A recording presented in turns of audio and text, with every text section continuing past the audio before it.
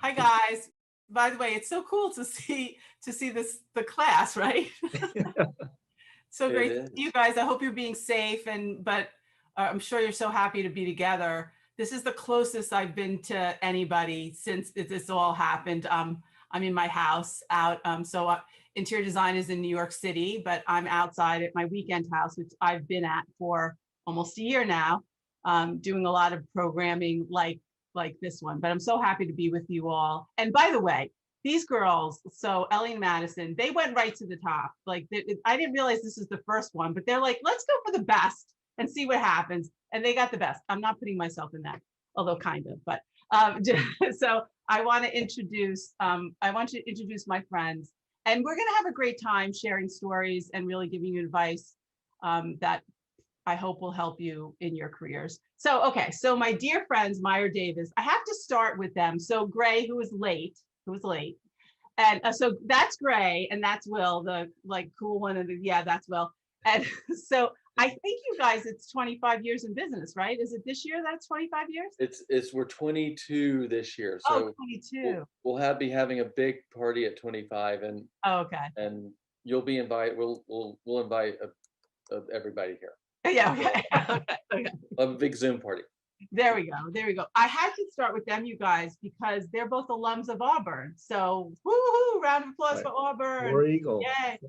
Yeah, so fantastic. And they work, they do residential and hospitality, work with all the top tier design brands like Four Seasons and Rosewood and Lowe's, One Hotel, W Meridian. I could go on and on and on. And they have amazing relationships also with a lot of chefs in the business too, because they do a lot of restaurant work and restaurants attached to hotels. So that's interesting as well. And by the way, they're so cool, but you couldn't find nicer partners. So I love them so much. So I'm so glad you guys are here today. Thank you guys.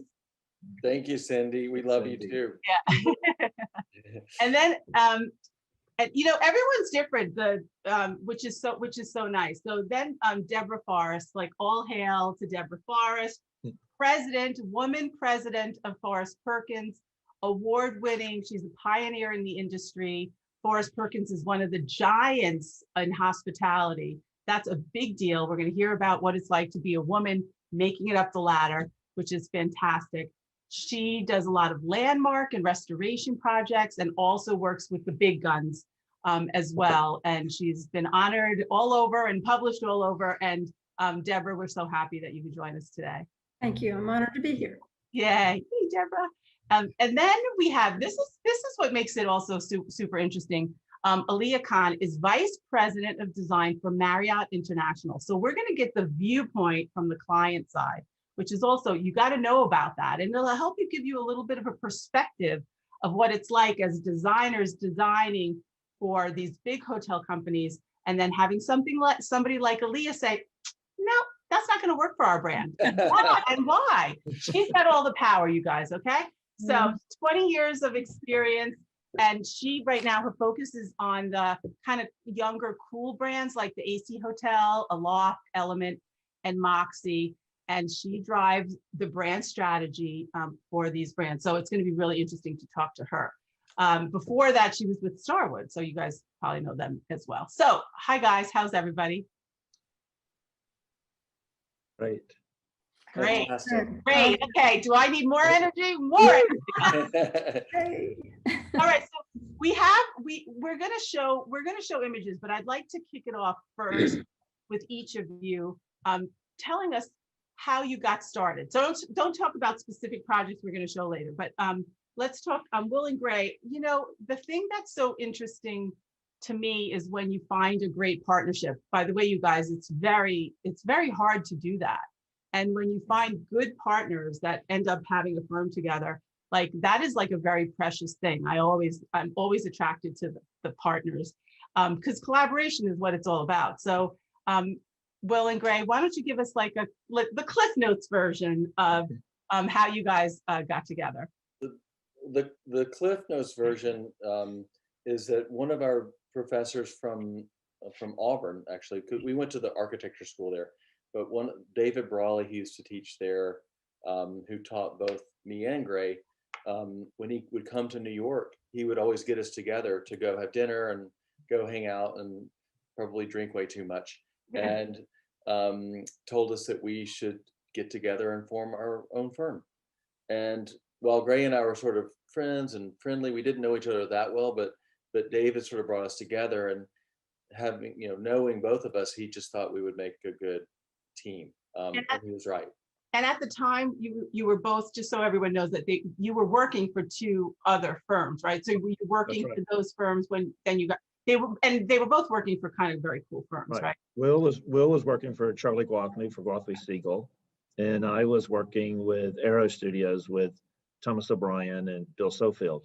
Right. So big cool firms. So then you finally met. Like, that's not that easy to be like, oh, I like you, let's start a firm together. It just kind of clicked. I mean, we had lots of mutual friends, and Gray was a class or two or three or four ahead of me. But we had mutual friends, and we started helping each other out with our little kind of side projects here and there, and we just got along really well. And we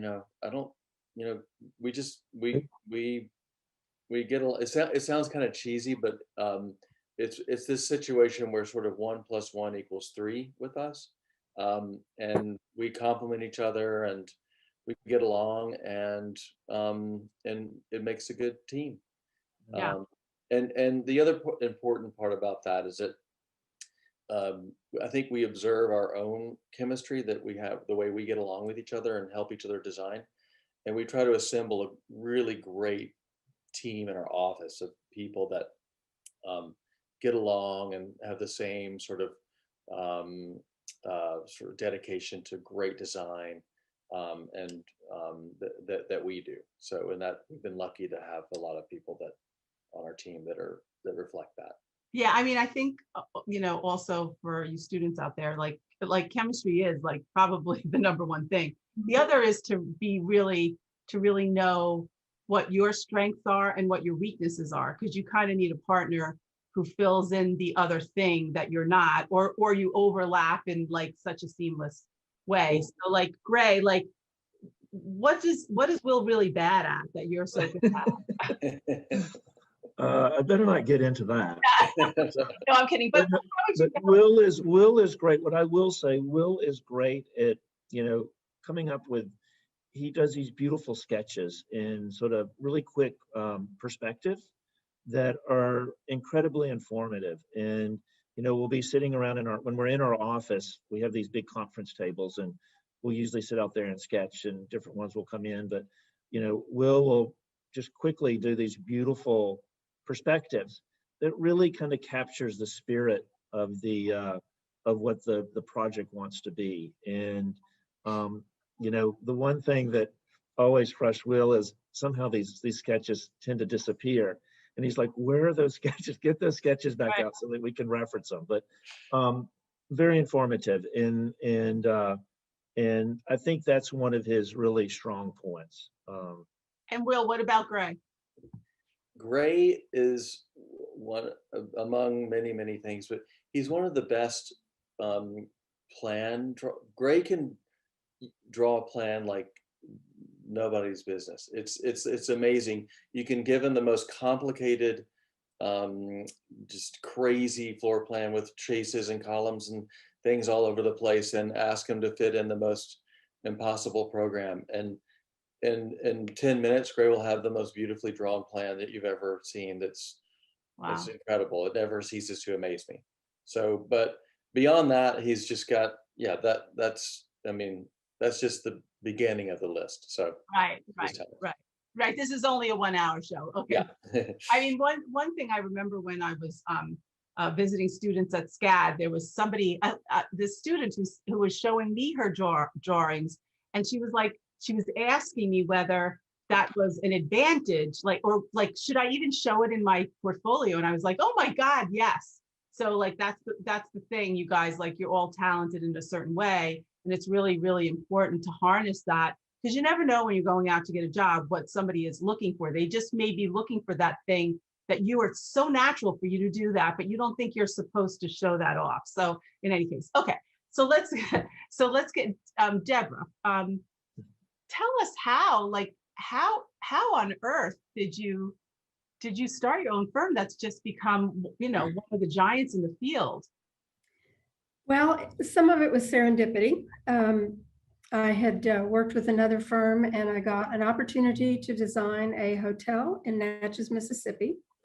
And after having worked for 6 years for someone else, and I just jumped at it. It was a fluke. It was one of those things where it was kind of a family connection, and it was my uncle by marriage that bought this old hotel and was going to restore it in Natchez. It had been defunct for years and years. And I went to him and I said, Uncle Norman, there's not going to be anybody else who can have your best interest at heart. I know I've never designed a hotel, but if you'll just give me a chance, I promise I'll do you proud. And sure enough, he gave me the chance. And just by total luck, the great Charles Moore was part of the team for that project. And not because of my work, but because of Charles and the other people who were on that team, including my future partner, Stephen Perkins, who was a young architect at the time. We were published in Architectural Record, and that just sort of launched my career, basically. So wow. And the thing about again, I keep looking at the students because to be so young and everything ahead of you. Yeah. Like Deborah is like so lovely and more mild mannered, you would think, than somebody who could carry something. Like you're so elegant and lovely. Like you're like, how do you do, so it just goes to show you, that we all find our inner strength, right? I mean, you have to be very, very strong to run a firm, right? Yeah, absolutely. Absolutely. Especially when payroll comes around every 2 weeks. Right. No, but so in awe that you stayed at the top for so many years. Thank you. Thank you. Yeah. I've enjoyed it. It's been a wonderful career. Yeah. Fantastic. Aaliyah, Aaliyah's different, and I want to make sure in a really good way. Aaliyah, I want you to kind of you tell us your journey, but I also want them to really kind of understand what you do as this brand leader. And that's important that you're bringing that up, Cindy, because all of you out there, you're going to deal with basically Aaliyah. Yeah. But what's great is she's one of the cooler ones to deal with. She makes it really fun and enjoyable. Right. So they may not understand what this is first. So so go ahead, give us a little background, and then we'll kind of lay it out there. So I'm going to go in reverse order, and I want to speak a little bit to some of this. What I do for my brands is really kind of set a vision or a dream, but I can't do it alone. So, 9.5 times out of 10, it's with partners like Deborah or with Will and Gray, where you say, okay, I'm designing this type of a hotel in this part of the world for this type of audience. Who's going to be the best interior designer that can help me finagle this? And so, on the one hand, yes, I get to dream and I get to pull together this sort of big picture of what I want to do, but you guys know how it is, right? If you dream something and you can't actually actualize it, then all it's ever going to be is a dream. So that's where the partnerships and, the ability to work with people like Will Gray and Deborah comes in. Cindy, you said something earlier about Will and Gray and being able to listen and balance each other. For me, I love working with partners where I can have a conversation. And I know that, Some days they're going to show me stuff I love, and we're going to say immediately, this is amazing, let's build this. And then there are going to be days where we'll go back and forth and we'll debate, and we'll always come out with something we love at the end. But we love it because we've all worked on it together to make it just a little bit better. And I think that is my favorite part of my job, working with so many different talented designers, established firms, young designers who are right out of the door, and everybody in between, and building these hotels or building these dreams everywhere. So, am I the person who has the fun job of doing beautiful floor plans with all the chases and all that other stuff that we prefer not to see? Not really. But I am the person who kind of gets to sit down and say, okay, this is the type of restaurant we're doing. This is the type of audience who comes here. This is the story about this location that we really want to tell. And can we use your vision, your design handwriting to help tell this story? So it's a lot of partnership. It's a lot of collaboration. And it is truly the best part of my job, I think. Yeah, so, for everyone out there, you may be surprised. I mean, you may know this, or you may be completely surprised that, like, at a Marriott, at a Starwood, there is a person like Aaliyah who really is, calling the shots. And as a designer, like Will and Greg, like tell me your experience with Aaliyah. Like, there must be times where you bring things to the table, like you're designing something that you're really, really excited about. And she said, that's not exactly our brand. And Like, that's exactly right. And I think I would call like Aaliyah like a master editor and sort of visionaire, because she knows what will be a creative sort of push in the right direction to make something become real. And and Deborah, I'm sure you can attest to this too, is it takes that push to bring out greatness. Like, you don't see great work come from great firms without a great leader like Aaliyah to sort of, challenge us. It's a challenge, to create, I would say.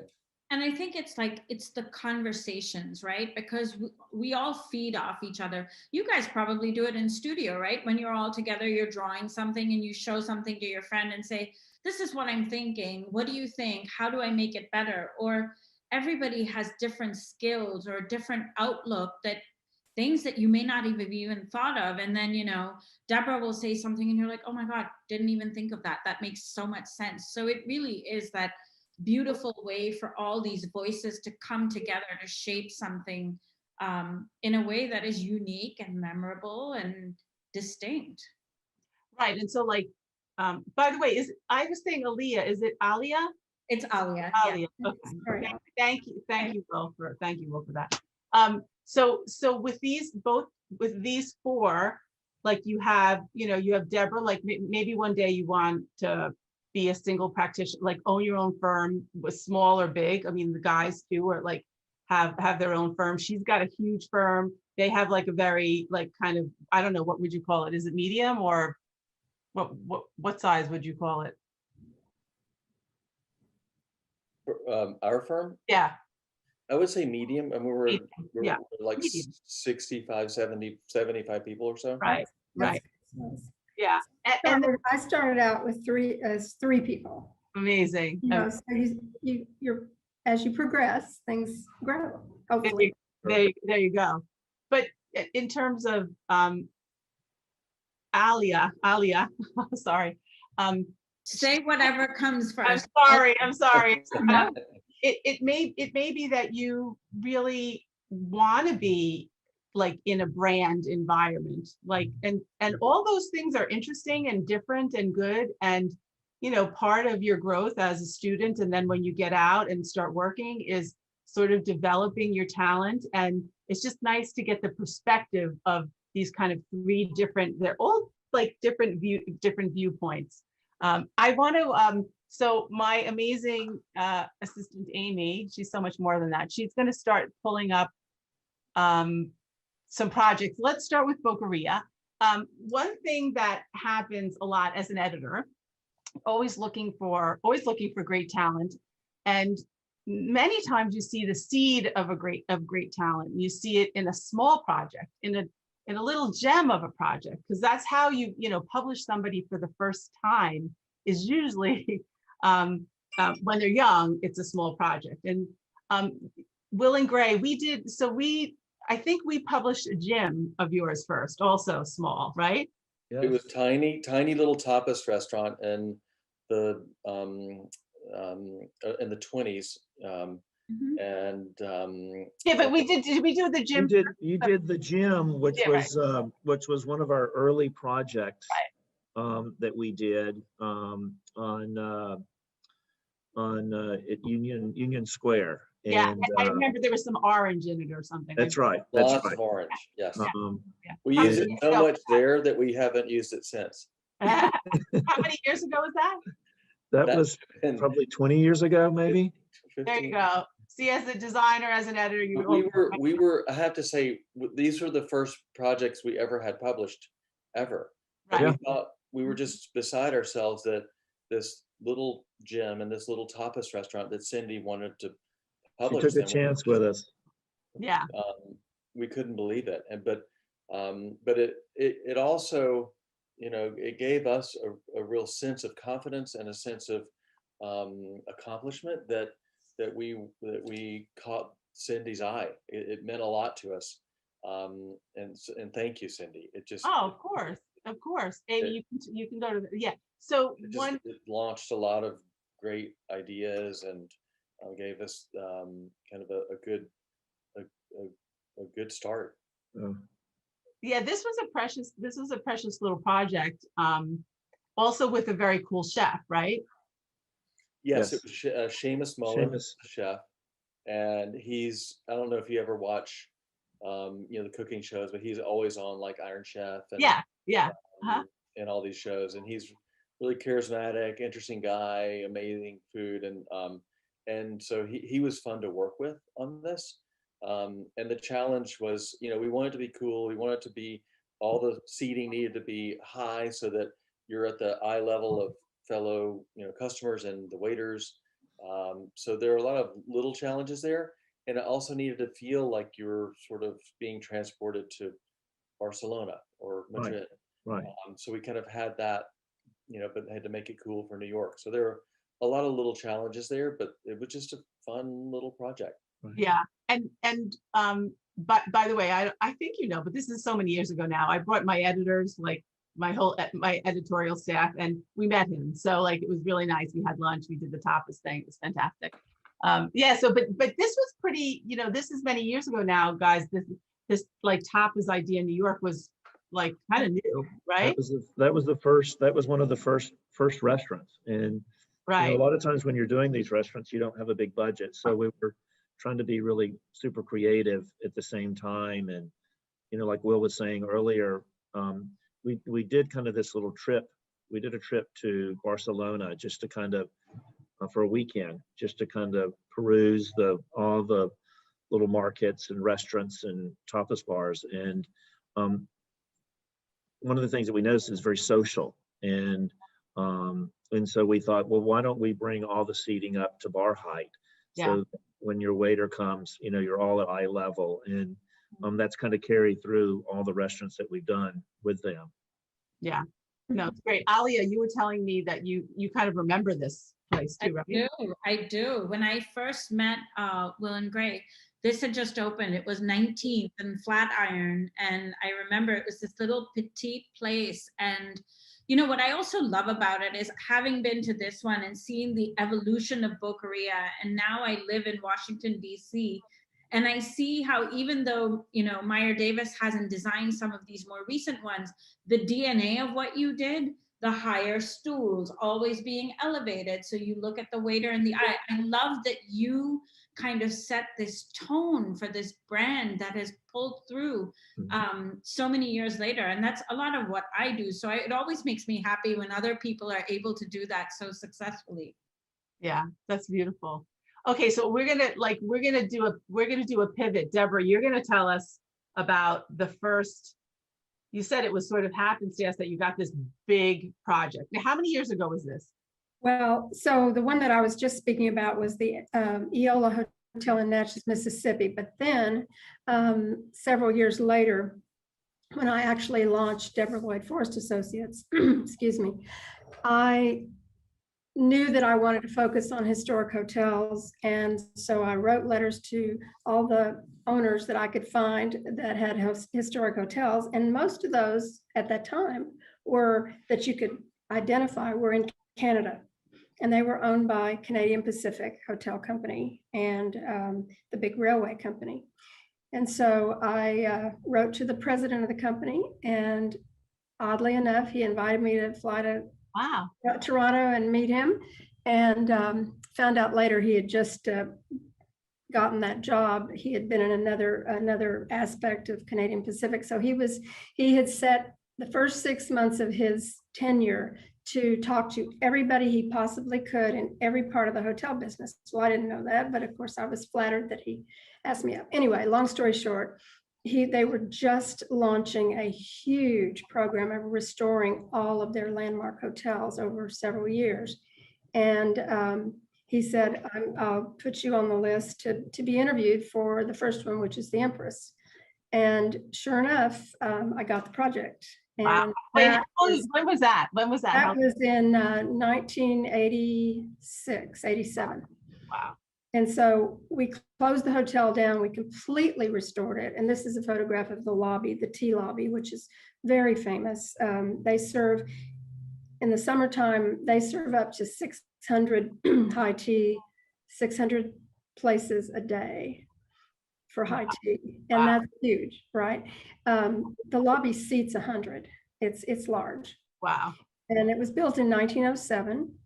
And almost everything you see in this photograph, I personally designed, including all the little tables, all the things, and they all either move up or down, or they have trays that pull out in order to serve the tea. And then, so anyway, it was a great, but you also have this, there's a big message there for the students, which is like, you kind of never know, like we all think about things the way we can imagine, but you never know what's going on with somebody else. So like writing these cold calls, like she's trying to get her, foot in the door. And would you know, she's talking to somebody who's brand new in the job, and that opens the door. So, keep trying to open doors, and you never know.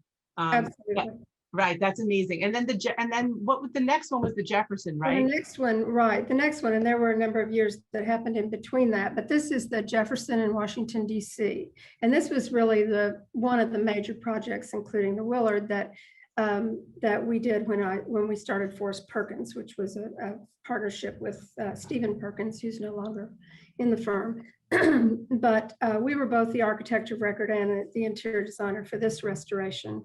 And it's been very successful. Everything about it is about Thomas Jefferson, including this hand-painted French mural about Monticello, and including, so we restored a lot of the original light fixtures, which you can see the chandelier here, but a lot of it's also new and restored. And then we even designed, I designed the fabrics, which includes this toile that you see on this pillow, which is a combination, you'll see a picture of it in a minute, a combination of drawings from Thomas Jefferson's home, as well as the University of Virginia and a number of his other buildings. And so Cravat produced that for us, and we used it in the hotel. That's amazing. That's amazing. So that's one, historic preservation, which is happening more and more, or restoration of old buildings, or right. there's a lot of, like, in terms of sustainability these days. It's very, very green. Yeah, sure. Exactly. And then, sometimes you get to work on a brand for the first time, which Will and Gray, you worked on the One Hotel. So tell us the definition of what that was meant to be. Ames, you can start looking for those images. Yeah, there we go. This I remember we flew down to walk the property, and it was an existing property that's over 1 million square feet. And it was just horrible inside and out. And This is Miami, correct? In Miami. yes, this is in Miami, right on the beach in South Beach. Yes. And it's a massive building. And Will and I talked about, what do we even do here? And but after talking with Barry Sternlick, who is a real force within the hospitality industry and creating these really incredible brands, spent some time with him and his team, and really wanted to create something that was truly special and unique. And this was the first hotel, first one hotel to open, that they had been working on. I think he'd been working on this idea for about 7 years. And so we wanted it to be about sustainability, but recycling this old building, completely reimagining the whole interiors, working with local craftsmen and materials from the area, but creating this place that we wanted to kind of drill down to what the essence is of when you're at the beach.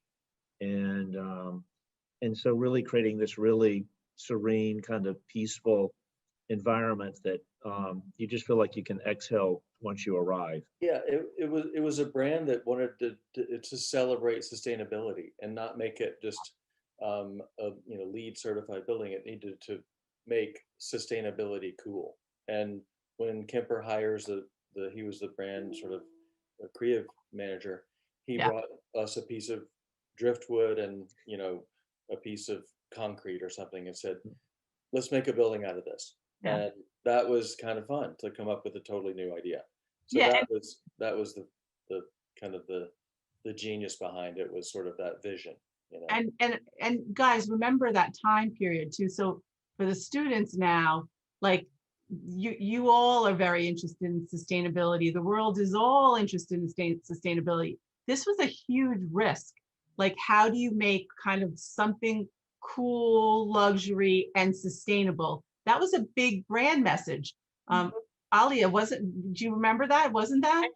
I do. Actually, I knew that hotel before it became a one, and that's a conversation in and of itself. Like, how do you take something that needed so much love, and by the time Will and Gray were done with it, you would never believe it was where they started and where they took it. But I think the second thing that is important is this was pivotal in changing the tone around hotels, right? Yeah. Way back in the day, hotels were of a specific type of formality and decor. And then, we moved the needle a little bit, and you saw brands from Ian Schrager, or you saw W Hotels. This is that next step. How do you make cool, modern, beautiful, luxurious design by being, and still be responsible, still be sustainable, still think about mindfulness? So this was a huge game changer in the industry. And now you see lots of people, it's a compliment to always be copied, right? Because now everyone wants to do what Will and Gray did so many years ago. Right. Yeah. Amy, can you go to, okay. Yeah.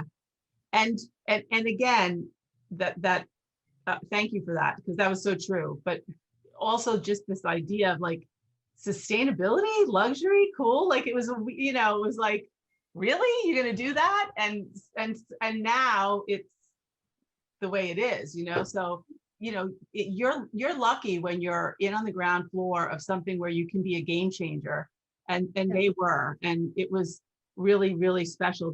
Tell them about the back wall, because you know what the next image is going to be, you guys. So the back wall is kind of cool. The back wall is a sheer wall to the building, and originally we wanted to open it up, and so we thought, well, why not do a huge graphic on it? And so this is this laser cut with moss in there, and it's obviously an image of a swimmer, and it's this real element in the lobby, and when you're up close, you don't realize what it is until you kind of step away from it. And then And then I mean, I kind of loved it. So it was on the And cover. it was so cool that it made the cover. So that's the moral to that story. Yeah, there you go. Do something different and you never know, right? Exactly. Alia, let's talk about a couple of let's talk about Moxie. So like new brands and what it's like working on, these kind of young new brands. We also like publishing those kind of brands. I think Amy will pull up a couple. Oh yes, Okay. Yeah. Let's start with this one. So the fun thing about Moxie was really, or remains, in a world where you have hotels that are a little bit more traditional from a design perspective, our objective here was, how do we target a different audience? And based on that, create a different sort of design typology. So our sort of target psychographic, if you will, is, the millennial, someone who is in school, fresh out of school. You have access to these small, well-designed rooms, a place to shower, a place to sleep. But then you have access to this big sort of hopping, buzzing lobby. And the idea is that, if you make the room super comfortable and you make the lobby very animated, people will spend time in the lobby. They'll sit there and work during the day. And then just as easily at night, they may have a cocktail or wait for their friends to show up and hang out in this sort of very informal space. So it's been fun also because, we're all guilty of this. As interior designers, you think of design in a certain way, this idea of finished materials and more perfect objects, if you will. And Moxie is all about the grit, it's about the chipboard and the exposed concrete. And, we don't have finished ceilings. We paint the ceilings black. And, Wait, really go back. Amy, go back. Go to the other Moxie. Go to the other Moxie. Focus on the playfulness of it, right? So this is a good shot because our rooms are so small that we don't even have a real sort of traditional closet. We have this peg wall and you come in and you have hangers, you can hang your shirt, you can hang your bag on it if you want. We don't have room to store an ironing board. That's how small the room is. But, sometimes people need to iron their clothes. So what we ended up doing was doing these ironing rooms at the end of every floor. So you can still iron your shirt, you can steam, you can do whatever you need to. It's just not in your guest room. And then, of course, it was like, well, I'm not going to put a sign that says ironing room. Like, how lame is that? So we decided to have a little fun with it. And, art always makes things better. So we did a custom photo shoot and found this gentleman who obligingly became our artwork for the ironing room. It makes it look like a place where you go to meet people. Yeah. It's been known to happen. So yeah, it's all about the playfulness, right? That's the one brand where you can really do it. Wait, do you have another? Did you send us another Moxie? Amy, if there's another Moxie, can you pull that up? You should have two. You should have one from Hamburg, which has the carpet. Yeah. Those are great. Hang on, she's looking for it. There we go. Yeah. There you go. Here's another one. I mean, this was basically an industrial space, and they went in and polished the concrete and had all these carpets, and they're like, well, what if we sort of turn it on its head, literally, and instead of acoustical panels and a finished ceiling, they use it to kind of create this lower social zone. So the technical components of acoustics are solved, but it was done with a little bit of a playful point of view. I always tell designers that are working on this, don't do what you do for every other brand. If you're doing what you do for every other brand, I want you to stop and think about the complete opposite, because we're going to find a way to make the complete opposite work for this one. Yeah, you turned it on its head, that's for sure. For sure. So, okay, so that's so you saw like a brand. So with the boys, you saw like the one hotel, a brand new idea, Moxie too, but in a completely different way for a different audience. And then when you're really fortunate, you get to work for like one of the biggest, which is the Four Seasons. And Amy, if you can find that. Deborah, how long have you been working with the Four Seasons? Well, on and off over the last probably 10, 15 years. Yeah, this one was completed about I think 8 years ago, 7 maybe, 7 or 8 years ago. So this is the one of the main suites of the Four Seasons in Washington, D.C. And it's an interesting building because it's actually made up of 3 buildings, the first of which was built to be a Holiday Inn, and then it became a Four Seasons. So if you can imagine, Wow. the That's bones great. of a building that was made to be a Holiday Inn becoming the most luxurious hotel in its own city. That's a feat in of itself. Wow. But it also, another part of it was an office building that was in the same complex. So it's a kind of amalgam of a lot of things. And in order to install the rooms and suites, all of the case goods that we had to bring in, because we completely redid all the living spaces, the only way to get the furniture into the main building was to come through the kitchen and through this very circuitous route to get up into the building, one of the buildings. So imagine that we had to design all the furniture so that it could be taken apart, so that it could be wheeled through the operating kitchen. It was crazy. That's insane. That's insane. There are all these surprises that come up when you're designing a hotel, and when you're dealing with, you think you've designed this wonderful, big, huge piece of furniture. Well, guess what? That headboard had to be in 3 pieces because it couldn't fit through the kitchen and into the elevator. So those are the kinds of things that it's a puzzle. You know, we think we're designing these beautiful things, but what we're really doing is solving problems and solving puzzles. Right, exactly. And small, right, guys? It's Exactly. just, Very true. yeah. So so that was a fun project as well. Wow, wow. And I think, Amy, pull up assemblage. I pulled a few images, Will and Gray, of a different kind of concept. I wanted to just trying to show the students all these different concepts, and of course, co-working, which we're trying to figure out what that's going to look like in the future. Although it's very interesting, every single hotel these days is saving space for co-working, aren't they, Alia, right? Not so, very much so, yes. Yeah. Yeah, so this was kind of another big project, Will, right? That it also had a hotel piece to it, right? Yeah, it started combining, social club, co-work space, Right. and hotel, and even with the sort of casual common spaces where work interaction could take place, you could also sort of work in your hotel rooms. And basically one of the assignments there was to make a hotel room where it's not weird to have lots of people in a hotel room working. Right. And very much sort of purpose, wellness, spiritually driven. When you come in there's a bowl at the entry reception desk where it's a purpose, bowl. You sort of think about what you want to do and you make your little purpose and you enter. Again, very sort of millennial driven workspace.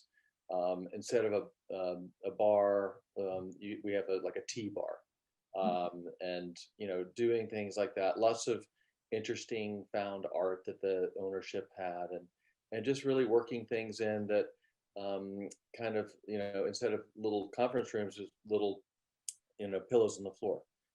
So it's just a different way to look at everything, and more casual, spiritual way to work. Yeah. And so is it, I mean, let's talk about the realities right now. Is it closed right now? I think they're closed now, but I have to say this is a tribute to the sort of the brand, Rodrigo Nino, whose idea this was, whose brainchild this was. He recently passed away, so I think they're closed. But he's one of the sort of pioneers of crowdsourcing, and this was his idea of bringing that notion of the crowd into a brick and mortar space. And I think he was a genius, and he will be missed. But the legacy lives with his big ideas. Yeah, hats off to them. Yeah. Alia, we have a few others. So we have I think we have a couple images of ACE. AC, yes. Yes, so this is a really cute little jewel box that just opened in Washington, D.C. So why I like to share this is because when you look at this, I should backtrack. So we have what is known as in the business segment, this idea of select service hotels. And that's a very fancy way of saying these are hotels that are not technically expensive to build and not expensive to stay in.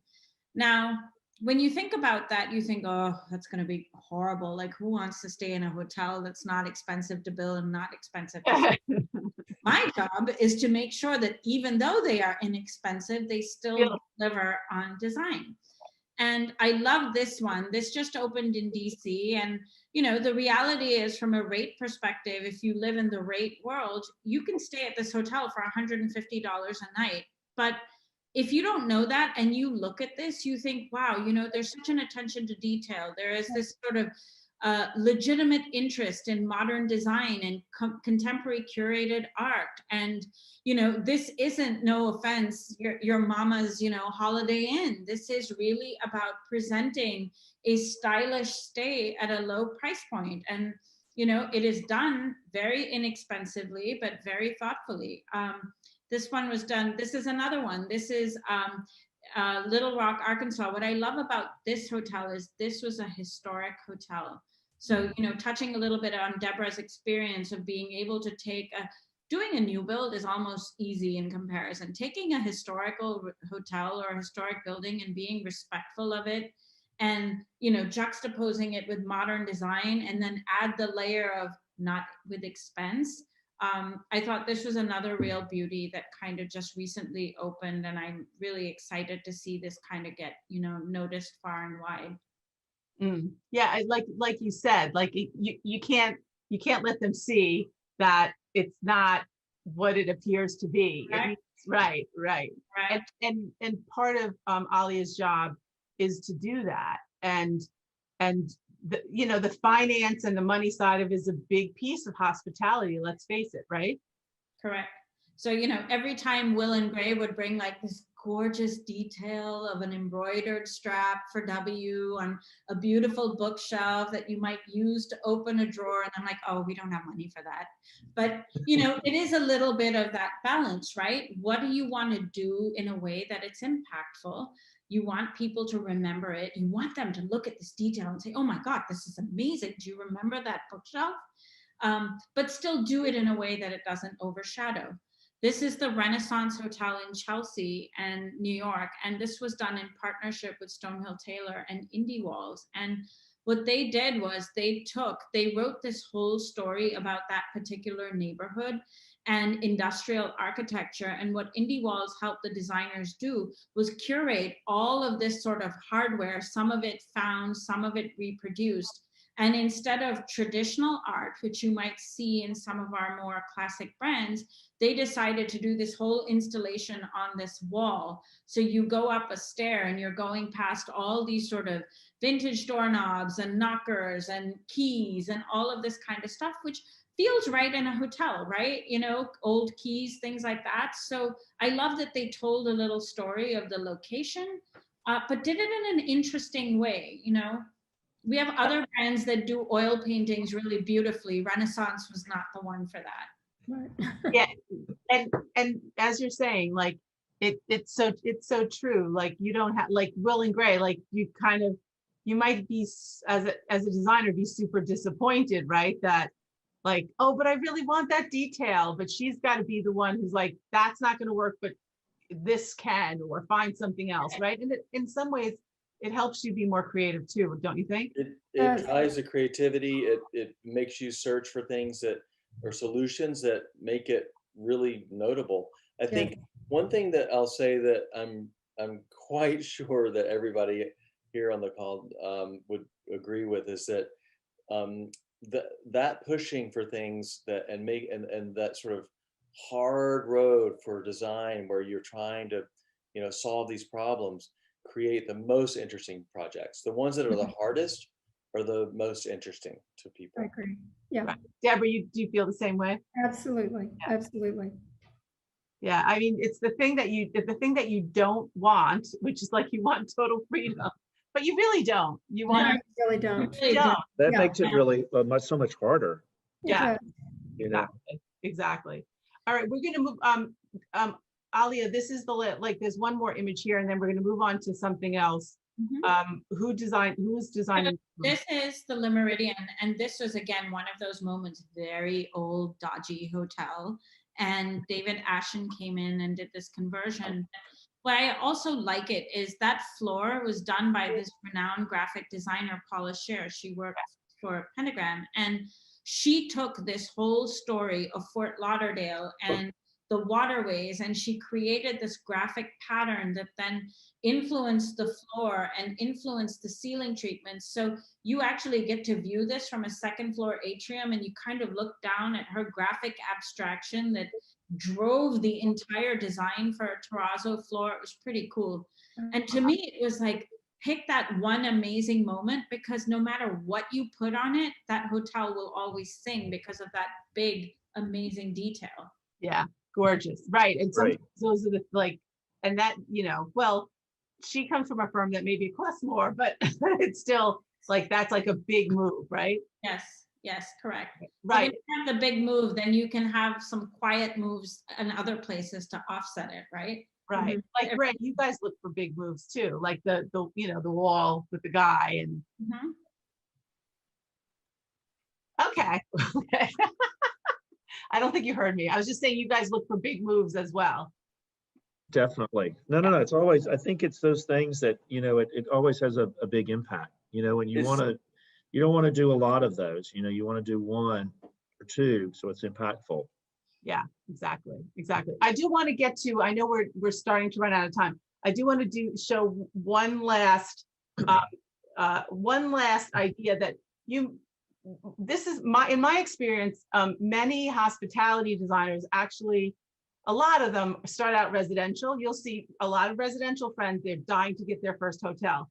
And the reverse happens also, that if you're in hospitality, you might end up getting some residential work, and sort of that crisscross over is really, really interesting. And now more than ever, where all the lines are blurred. Deborah, was this a client through your hotel work, or what was the deal with this? No, this is actually a cousin of mine. Oh, cousin of yours.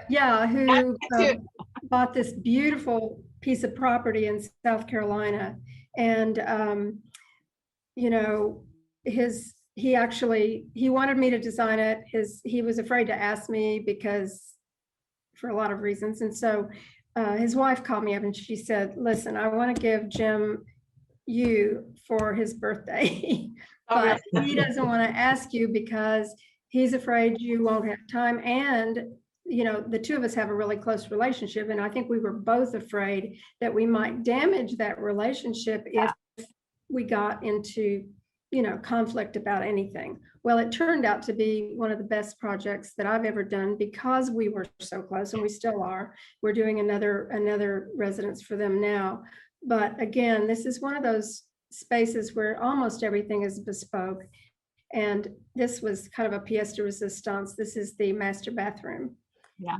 And wow, what a window. Oh my God. Isn't that amazing? So you're looking out on these ancient trees with all of the Spanish moss dripping, and the wall is just high enough that you don't have to worry about the neighbors seeing in. And so it's just a really stunning space. Yeah. A lot of fun. So Amy, let's pull the last project up, which is Will.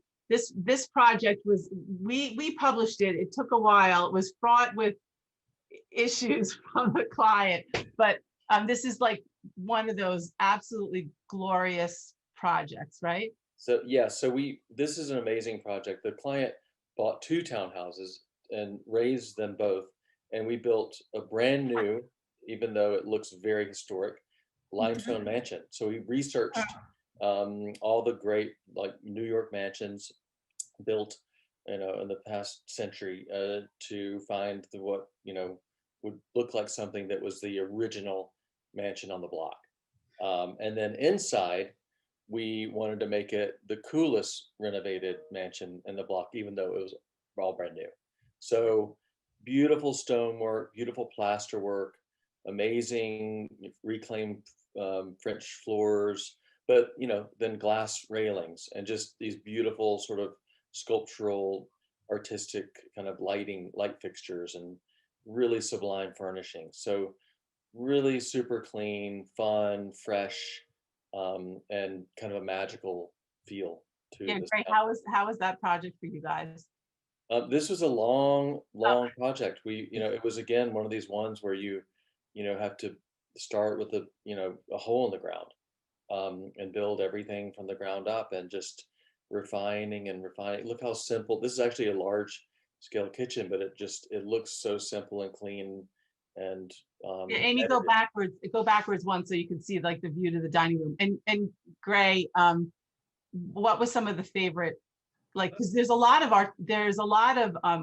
artistry in this project. I would say, what was interesting is like Will had said, kind of that juxtaposition between kind of traditional architecture and modern architecture, and kind of, playing that off of each other. When you came up to the facade, and the door opened, you were kind of expecting this traditional interior, whereas it was very kind of pared down and very clean. Here we had the modern kitchen on one side, and then we go back to this kind of really beautifully scaled kind of panel detailing. You'll see it again in the library, where we spent a lot of time doing this beautiful millwork.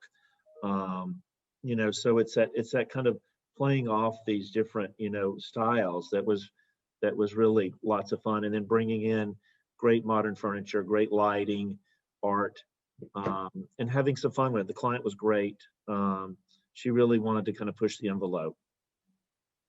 Yeah, so students out there, the thing about this story is that I won't get into it, but like, of course I really, really wanted to publish it, and for lots of different reasons the client couldn't.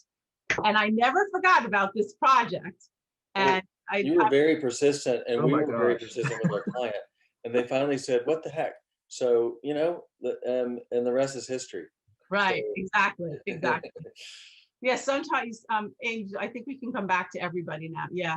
Sometimes there's, they were so excited to show the project, and then I'm like, I have to have it now. And then the client was like, I don't think so. No, not now. And then we waited around, but we finally got it published, and it's splendid. So that's that like other view, and hospitality right now needs to have that kind of residential feel. So I don't think there's a residential designer I know of who does not want to do a hospitality project. Right. Today, right? It's true. Right. And a lot of them knocking on our door. Exactly. And I always think of the hospitality industry as like the golden children, and now they got hit so badly. But all news is that, as we all have heard, that the minute things get back, like that's the thing everyone's going to be drowning in work, because everyone's going to want to be traveling, right? So everyone's, yeah, it's going to happen. It's going to happen. It is. And we certainly want it to be special for you guys too. And to know that hospitality is just an amazing industry, but there's a lot of business to hospitality. There's a lot of design and fighting for design, and a lot of business too, because at the end of the day, it has to like have the ka-ching factor, and it has to make sense, which is so wonderful, Alia, that you were there to give us some perspective on that. Okay, all right. Well, thanks, guys. Thanks, everybody. Thank you, Enjoyed it. everyone.